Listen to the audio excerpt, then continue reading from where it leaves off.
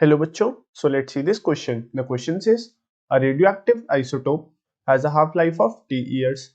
How long will it take the activity to reduce to 3.125% and 1% of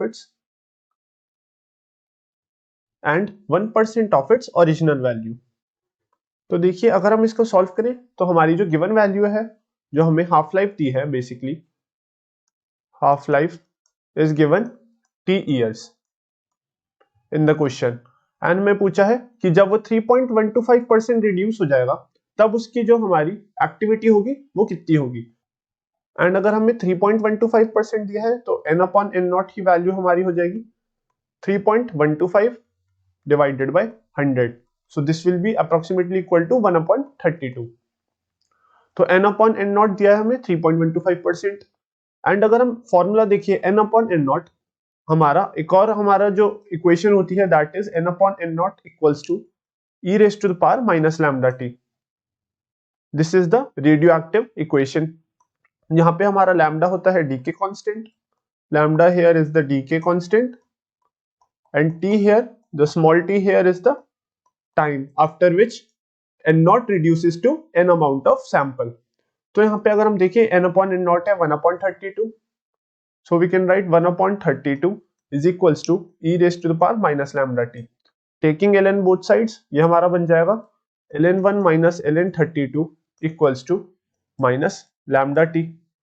ln1 is 0 minus 3.4637 is equals to minus lambda t. And lambda अगर हमारा D के constant है उसकी value होती है हमारी 0.693 divided by half life. यहाँ पे अगर हम देखें तो यहाँ पे हमारी जो लैम्डा की वैल्यू आ रही है that is equal to 3.4637 divided by small T. And इसको इक्वेट करें बाय दिस इक्वेशन तो हमारा इस इक्वेशन से इक्वेट करने पे हमारा आ जाएगा 0.693 divided by capital T which is the half life equals to 3.4637 divided by small T. तो यहां से अगर हम स्मॉल टी देखें that is equal to 3.4637 divided by 0.693।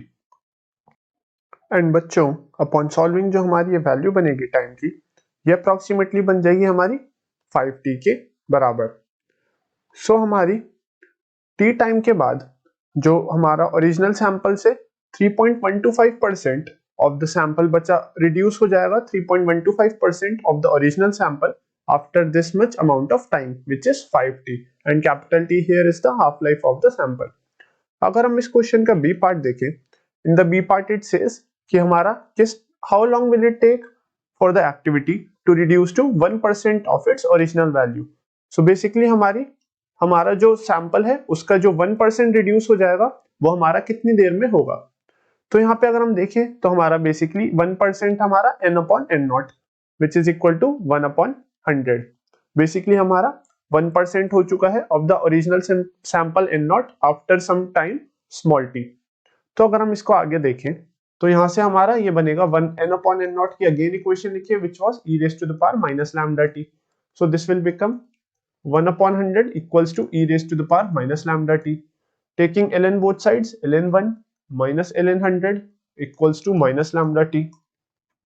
ln100 है हमारा 4.6052 एंड ln1 हमारा 0 basically equals to minus lambda T. This is minus lambda T. So यहां से हमारी जो लैम्डा की वैल्यू आएगी therefore lambda is equal to 4.6052 divided by small T. Lambda again हमारा लैम्डा इक्वल होता है 0.693 डिवाइडेड बाय हाफ लाइफ के।